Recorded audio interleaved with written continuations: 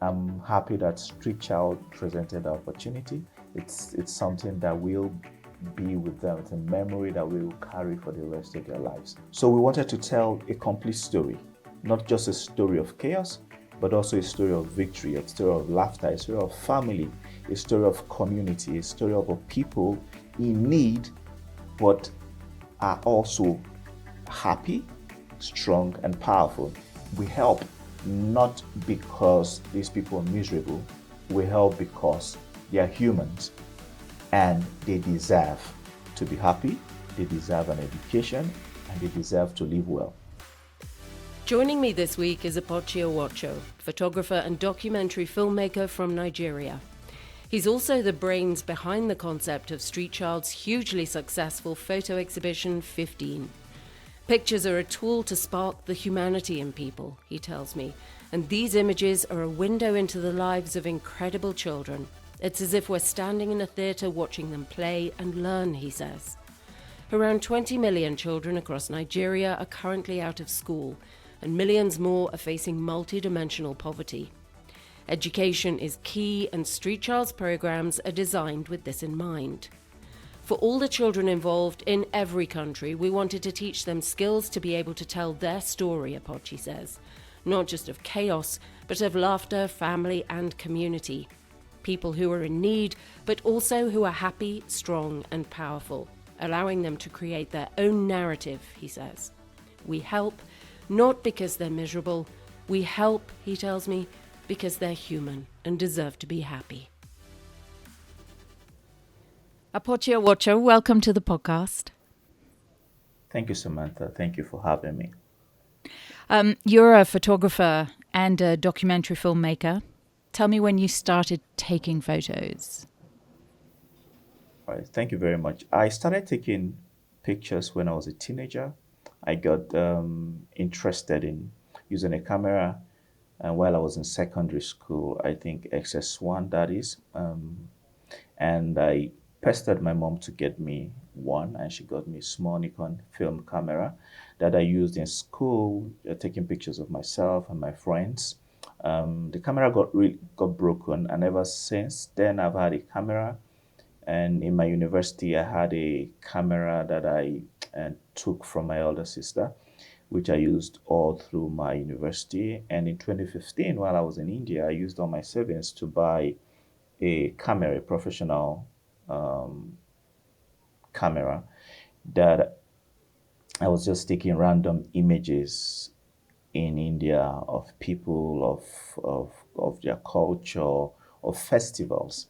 And when I came back to Nigeria in 2015, I had those images. Didn't know what to do with it because I didn't know you could be a professional photographer. And my wife, whom I was dating then, saw the images, and there was a UNICEF app opening for a freelance documentary photographer, and she thought I was a good fit. And she put out sent my applications with some of my images as portfolios, and as a portfolio, and I got the job surprisingly. And it was at that point that I knew that this could be something, and I started investing in it, learning more about it, and here I am with years of experience doing this job. Are you quite a creative person on the whole? Your photography is passion, it's addiction, it's all of those things. I I'll consider it as a gift. I I learned self-taught, largely self-taught, and but I consider it as a gift. I could the first set of images that I took to my chief of communications then at UNICEF, and she looked straight at me and said, you have good eyes, but you're not there yet." And what that meant to me was that even though I struggled through that particular assignment, there was something in me that could produce great images, and I dedicated more time to it and more hard work to ensure that I get become better at what I did, or brought out what was a latent potential in me to become a more expressive person. Because creativity if untrained, might not get the best of it. So I engaged myself in several training and dedication and commitment, and it has become a thing that I'm very, very committed to. So photography for me and storytelling has become a very powerful way of changing narratives and helping communities and all of that. And ultimately, photography, documentary filmmaking, it's all about storytelling. The as we were talking before, there's always a story behind a photo. Yes, every image has a story, and stories can be implied. It can be deduced. You people tell stories. People relate with a piece of art, a piece of photography, depending on many things and many factors, their mood, their education, their experiences, their and all of that. But one thing you always we all that is constant is the fact that for every story there's a piece of story. For every image there's a piece of story behind it, and as you see those images, we it transports us to in the abstract nature of the photography or to the place where the images were created. But there's always a story behind every image, no matter how random or how intentional they were created. And like you say, that story might differ to every person that views that photograph or that piece of art.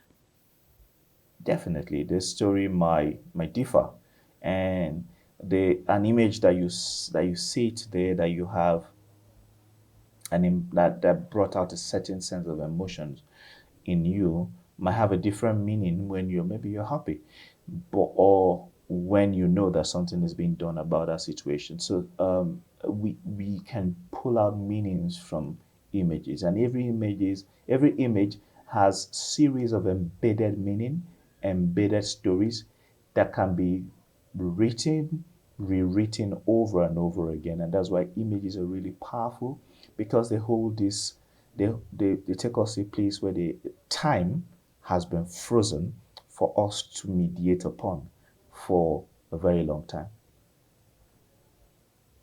You've got a particular interest in documenting culture and identity, children, social change around Africa in particular. Why is that? One of the things I've learned as a result of telling stories is the narratives are powerful, and the stories we tell about ourselves goes a long way to make people understand us. It goes a long way to create the narrative, the sense of how people see us, and the stories we hear about other people also create the narrative of how we see them and how we relate with them. If stories have been told about a weak person, and in the story he has been portrayed continuously as powerful, and you have never met that person, but you have experienced his story, you will relate with that person as a powerful person. If a story has been told about a strong person and has been portrayed as a weak person over and over and over again, when you engage that person as a weak person. So my interest in documentary, stories of children, stories of Africans, is the fact that we we have the responsibility of recreating how people know and understand Africa beyond what is being reported in big media, for example. We have the responsibility of creating the narrative that represents us as a people. We have the responsibility of creating the narrative that shows the world who we are and what we are capable of doing. And we are capable of so much more than people have given us credit for. So my interest with telling a humanitarian story is to tell it from a place of power, that in chaos, that there are healthy relationships happening, that there are people championing change, that there are people leading change, that there are people that are happy, that their situation is not a summation of their entire life, that is just a fragment, and there are fragments of us that make up the entirety of our story. But that's really powerful, what you've just said. Was this part of the inspiration behind the concept for Street Child's photo exhibition, 15? Is it the need for you to teach the young people of Nigeria, and obviously the workshops that were held in different countries around the world, how to be powerful, how to tell their own story in their own words and create their own narrative? All right, thank you very much. So, in 2020, I reached out to Street Child and I, shared the idea of having a participatory workshop. And Street Child was at the time working on a project in education in the northeastern Nigeria, and they were girls, part of their project. And what we wanted to do was to understand through the eyes of the girls what their lived experiences of education is. We want to understand what the challenges were, because you can see this thing from a researcher's perspective and you're coming from top down, but we want to understand what these girls understood around education. And the result of that was really powerful, because the girls told story across different spectrums, across different areas. They told stories around how their families support them, even amidst lack, how the barriers hindering girls from going to school, and many other things. And for me, it presented a different worldview from what somebody would have known, to just say, okay, there are 3 million children out of school, there are 10 million children out of school in this particular region. So it's not more than just children being out of school, it's children being out of school, but there are reasons behind it, but not just reasons. There are people striving so hard to make sure that they get back to school. These are the stories that we don't hear.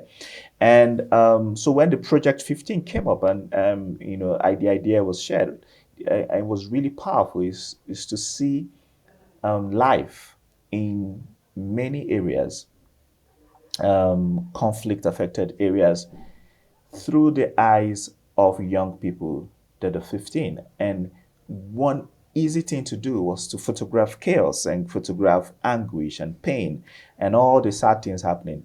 But and learning to see that there are many stories that make up the entirety of the lives of these children, these young people that are 15 years old. By the way, it's about that age that I got, my first camera, 14, 15. Learning to see that that amidst the crisis, that these children could be happy, they could play, they could sing, they can take pictures, they can learn a skill, and is something that the world would always not tell. So we wanted to tell a complete story, not just a story of chaos, but also a story of victory, a story of laughter, a story of family, a story of community, a story of a people in need, but are also happy, strong, and powerful. And building around this is building the narrative that we help, not because these people are miserable, we help because they are humans and they deserve to be happy, they deserve an education, and they deserve to live well. So it's if you turn that narrative a little bit, you will then see the big picture. You will see how important it is to see the big story. And oftentimes people think that people will not give because you're telling them that people are happy. So they focus on gloom and suffering and all of that. But people give because when you tell the story that this person can laugh, they see themselves in those people. If you tell the story of somebody, a child that can learn a skill, someone else in another country can relate with that experience because we see ourselves in areas, and stories create empathy, they create a beautiful sense of connection, and they help us to reach out to people in ways that we oftentimes cannot imagine. You held the workshop in Nigeria to teach these young people how to use cameras. The workshops were also held in Bangladesh, in the Rohingya camp, in Uganda, Nepal, Ukraine also. I wonder, did you tell the children to be happy in these photos, or was it just their immediate wish and response to give you, or to give photos of just pure happiness? I mean, the photos are absolutely incredible, and I just wonder whether those images came from them themselves, or whether that was part of the remit. Okay, thank you very much. So I provided support to Street Child and largely in designing the workshop and and all of that. And one of the things that the emphasis that was laid is to teach the skills, not to teach what to take. So we provided the skills, and the workshops 2 days, and that's to show you how incredibly talented these young people are. It's just 2 days, and the first day we show them, we bring out the cameras, a tool that they've never seen before, and we tell them this is how you put it on, this is how you take a picture, this is how you do all of that, and we want you to go out there and tell stories. So I used my examples and showed them the kind of stories that can be told. And I said, go into your communities, tell stories. This is how you frame a picture. And they move into their communities like an army, and they bring you stories across different spectrums. And that's to show how, one, incredibly talented that they are, and number two, how everyone has a story to tell. And it's beautiful when people have opportunities like this to be able to tell their stories. So we didn't follow them to the communities, we just taught them in class, and they went their way to tell whatever story that that come from within them. So it's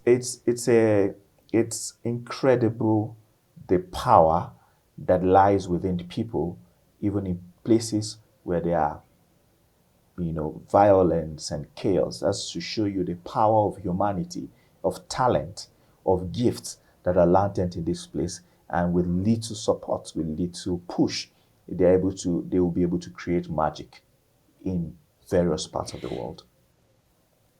How excited were they to hold a camera? Describe that excitement that you saw. I mean, they were overly excited. They couldn't let the camera go. They were, as soon as you gave it to them, you might be talking and you might hear the sound of the camera, behind there, because they are trying to unravel this mystery, trying to understand this machine in their hand, trying to understand how it works. So it's an excited feeling. And you need to see them. You need to see them on the field. They just love just telling stories, standing in front of people, explaining their intent to them, asking for consent. They were just really, really excited to just go out there and create something. And humans are wired to create, and the ability to create is always, unleashing of ourselves on our world and our communities. For them, being able to tell their own stories must be huge.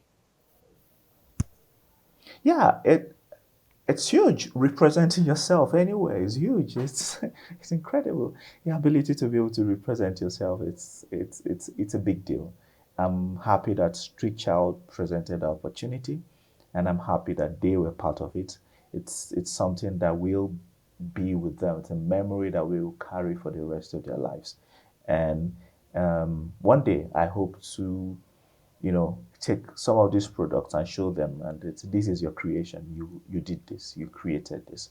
And I think it's something that they will be happy to see, and stories that they will tell to their peers and their children, from now till the future.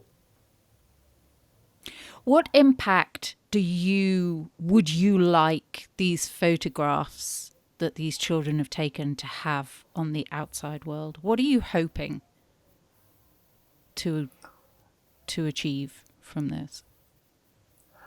I guess so. I think one of the impact that is first is to understand that mm, um, that regardless of the situation that people live in, whether in conflict areas or people that have been displaced by war, is that people still have a life to live. And and amidst this chaos, that they have everything. They have a family, they have joy, they have friends, and they have people. The only thing oftentimes missing is peace.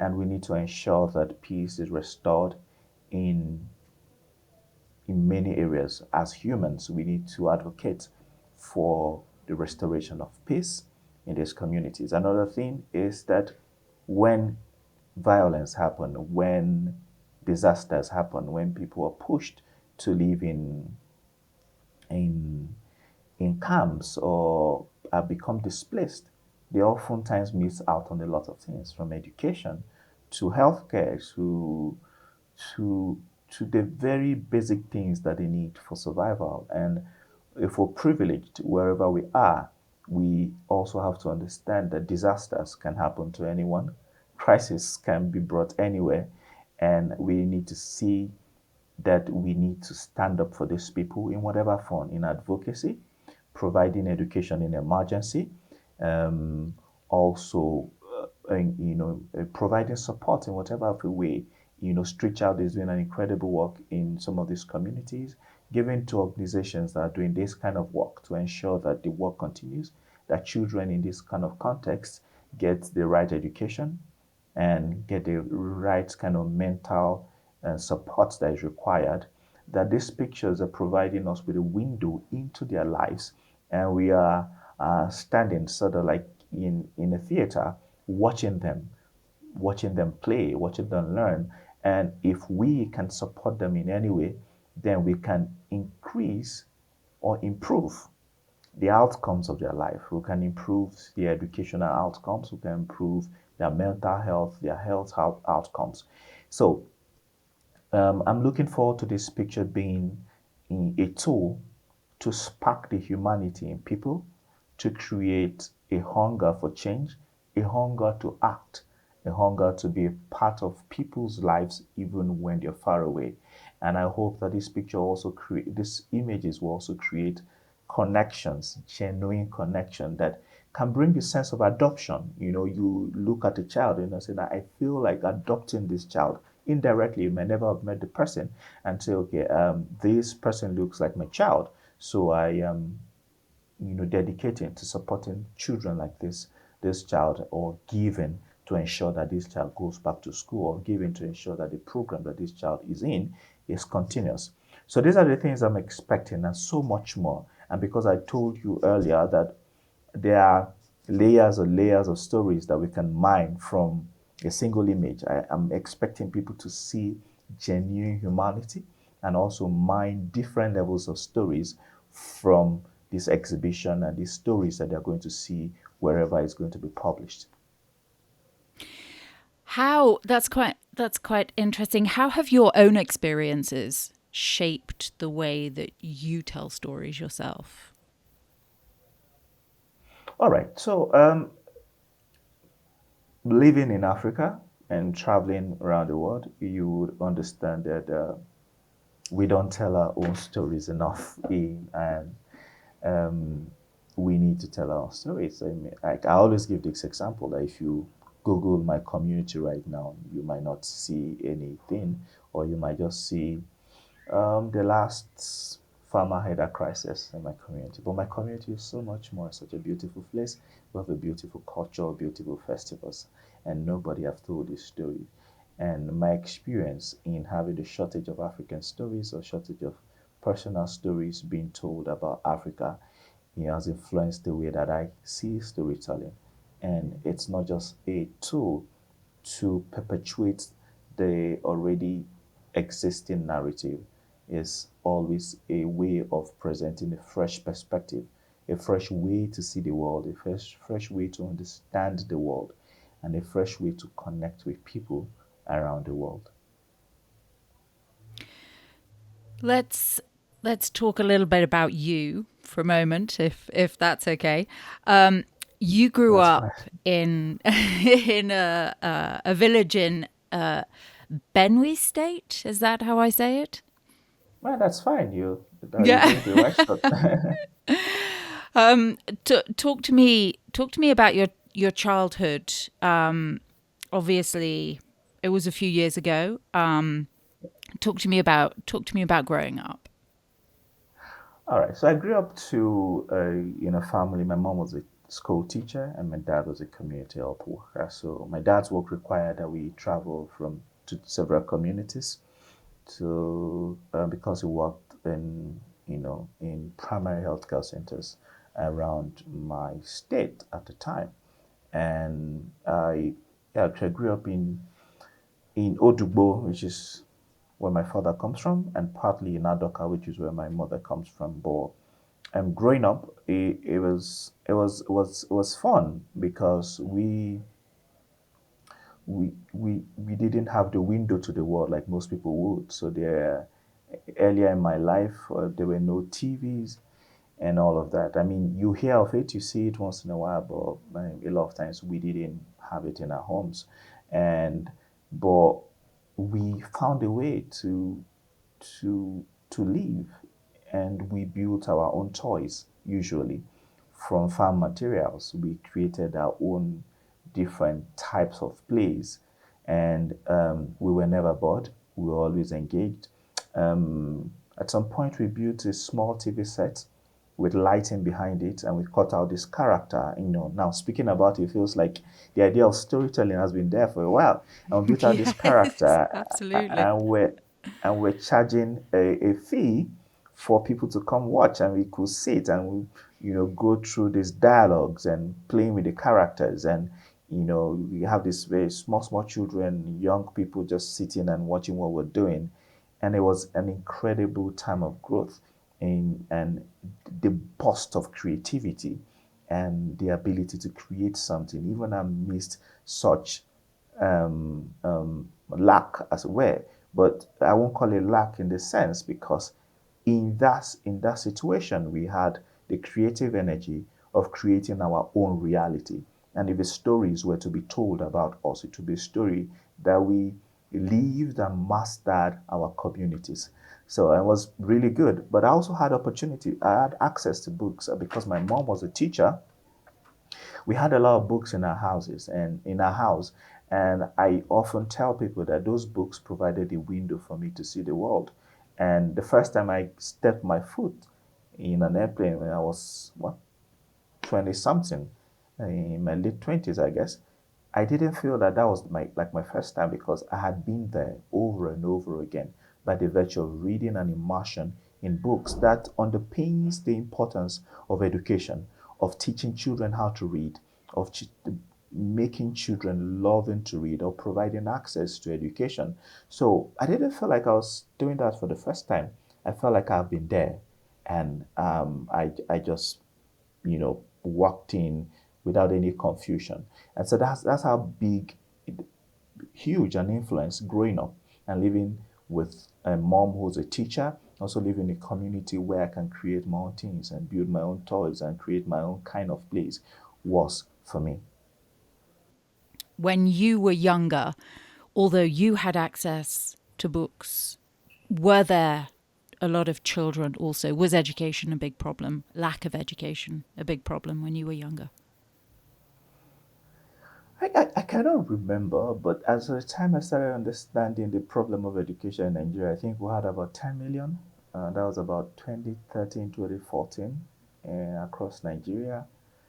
And the population has grown, so has some of our problems, which include the problem with education. But while growing up, we had what we could afford, but looking back, I know we could have done more for children, done more for people like me. And I believe that if we provided if we provided a better education system, we'll have more children who are doing better with their lives. So education was not necessarily a big issue. There were public schools and there were also private schools, but there's been an issue around quality, which is a constant issue in Nigeria. For example, there's been an issue around quality, and I believe that a lot of work has been done in that area.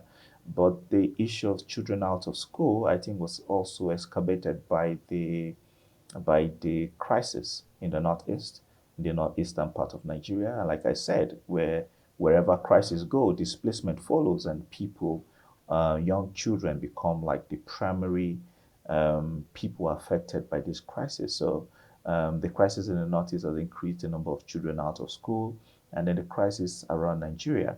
And this is why it's important for the restoration of peace, across the nation and all of that.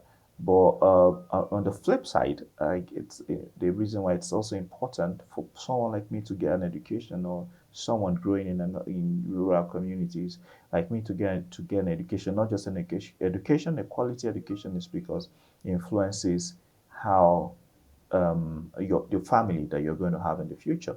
It doesn't matter what happens now. I would ensure that my kids go to school, and I believe that will be the stories of some of these people that we're working with. As soon as they go to school, they then have children that can stand on their shoulder. I usually tell people, if you stop at primary school, the likelihood of a child stopping at primary or secondary school is there. If you have a degree, your child might get a master's degree. If you have a master's degree, the likelihood of having a PhD is there, because they stand on your shoulder. And as we build our communities, it's important that we push the limits of ourselves, not just as organizations, but as individuals, so that more people go to school and more children will then become educated around the country.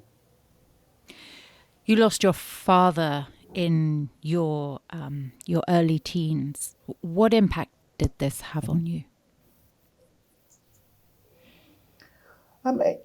It's had a lot of impact, and thinking about it now, I wish a lot of times I'd wish that he was around, because I believe that as a team, my mom and my dad would have perhaps done a better job at raising me. But I think the other side of it is the fact that my mother, who had as at the time when I was growing up, she had an NC, the Nigerian a certificate for teaching, and it was while I was growing up that she went to school, had a degree, and while I was in university, she then had a master's. It played her education played an important role in my upbringing.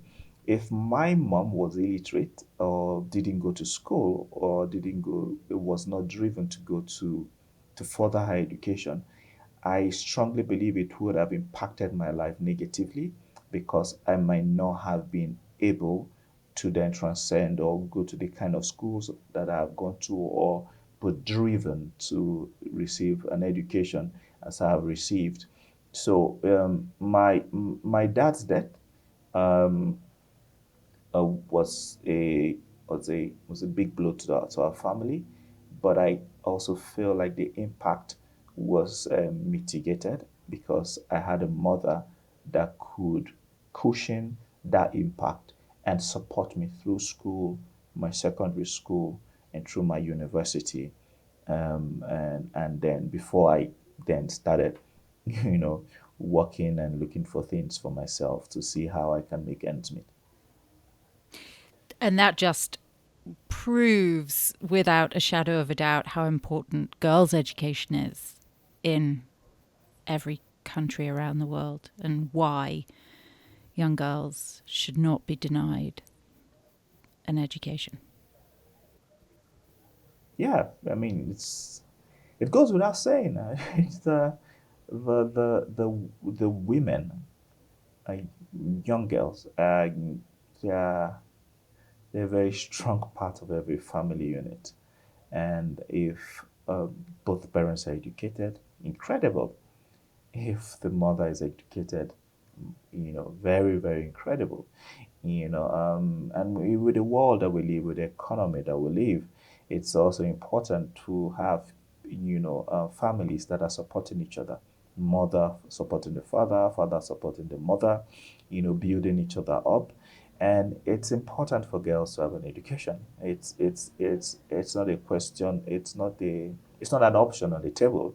It's a must that every girl child must have an education. And as we do that, we contribute to the our collective well-being as a people. We will do well as a people. We will do better as family units, and we'll do better as communities. So the more women we send to school, the more girls we send to school, the better our children will be raised, because more people will then have, the tools, the understanding, the emotional capacity, the the qualification to teach children when they come back from school, to support them with their assignment, to even have books at home. Just like my mom, random books, and just reading those books, helped me a lot. So it's a priority. For girls' education is a priority. Every child's education is a priority, but every girl should get an education as well as every child. In 2004, your mother started a primary school, started her own school. You ended up teaching in that school. Is that where your love of teaching comes from? Where the classes that you were able to teach to help your mum? I think I've always loved teaching. And maybe because I see my mom.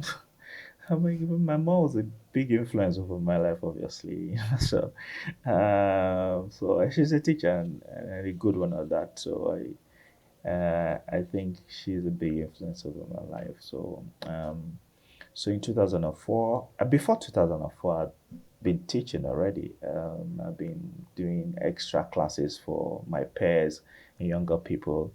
But the institution sort of created a framework for me to do that, and it was a rare privilege. I was a teenager, yeah, I was a teenager, and we built something. We built a school that is over 20 years old, educated, more than 20,000 young people as of today. And it's something I'm overly proud of. And I speak about it everywhere. And it, it didn't just teach me how to teach children, it taught me empathy. It taught me understanding. It taught me how to build structures and systems to get people educated. I've been doing that formally and informally since then. I have several groups where I mentor young people, because I know what it means to become, to emerge, to come out of a place through the power of education, through the power of learning. I know what it means to access new networks, new connections. Meeting you, for example, if I didn't take the chance that I've taken in life, I wouldn't be here. The potential might exist. There might be a story to tell in Bono. There might be an opportunity to do some work there, but the work will not be done because I was not educated. So all of this contributed to who I am, and the work that I'm doing, and how I am showing up in the world. You talk about Nigeria. You've said to me previously what we have now is a different world than the world we grew up in. With regards to Nigeria, have you noticed a huge change over the years? So a lot of things have changed. A lot of things have changed. Technology, for example, and the access to education, the access to information, for example. A lot of things have changed politically, governance. A lot of things have changed, and the economy has changed, and many things have changed. But one thing that we're grateful for, it's that the with what we have in technology at the moment, we can get more young people educated, and we can create systems where young people get access to different kind of education. And so on one side there might be challenges, but on the other side there are also opportunities. The world has changed, and we then have a lot of opportunities that we can explore using technology to engage young people, to teach young people, to work with young people. You have two boys, two young boys. Yeah. How much of a, I'll say relief, maybe that's the wrong word to use, but how much of a relief is it that you have the ability to send your children to school, living in Nigeria at this time, this moment in time? And of course, time is a very conscious element for you as a photographer, you know, at this specific moment in time. How much is of a relief is that? I think I'm very privileged. I consider myself very privileged, and that's why I do not take it for granted if I need to teach people, because out of I believe that people can rise out of obscurity, out of challenges, out of hunger, and become many things. And I'm a living example. And I am privileged to be able to commit to sending my children to the kind of schools that I want them to have gone to. I am privileged to have the resources and the abilities to be able to create the income together with my wife to be able to enable them access, the kind of schools that I would want them to go to. And it's something that I wish for many more people, and that's why I don't relent in teaching people, in mentoring people, because I believe that we all deserve to leave the next generation better than than what we got. To we deserve to leave the world better than what we met. We deserve the opportunity to make a difference in the lives of our families, in our communities, and our nation.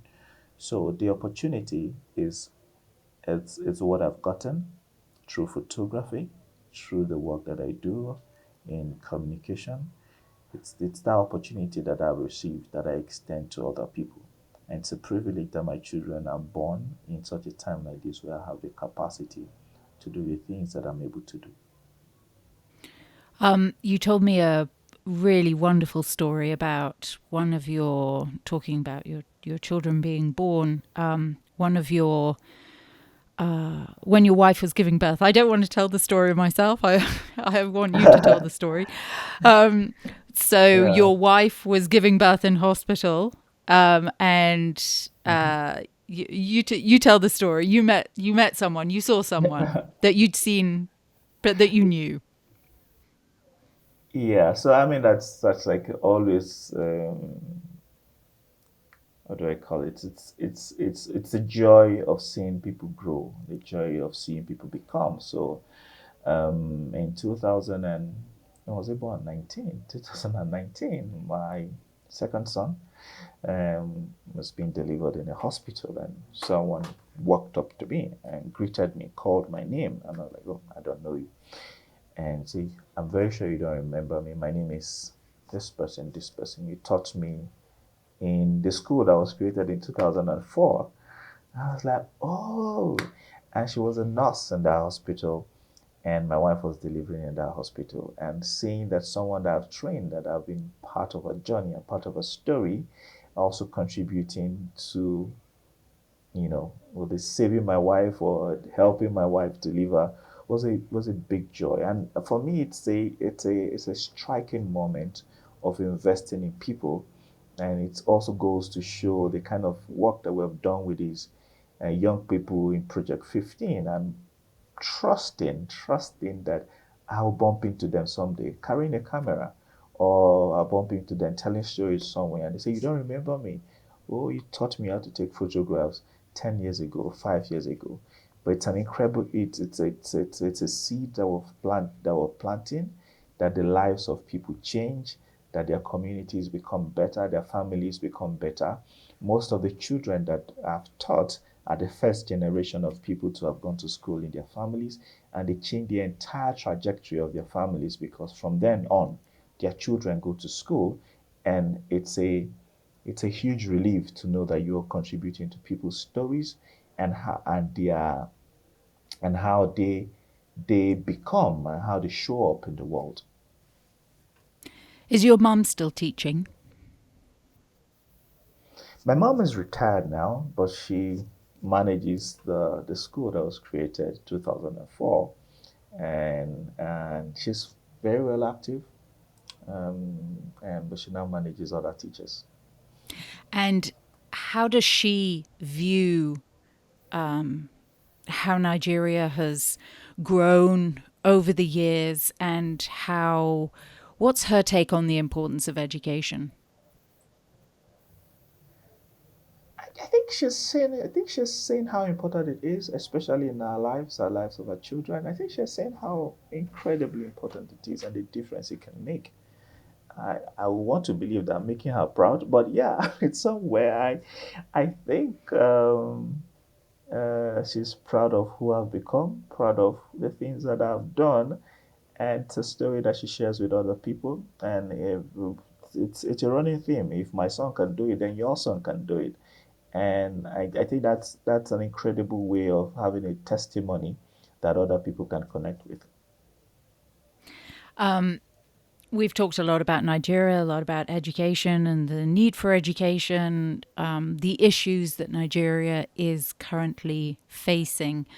Do, do you, I'll say this, do you have hope for Nigeria? Can you see a Nigeria where, you know, that everybody is being educated and, you know, the economy is great, people are in work in the not too distant future?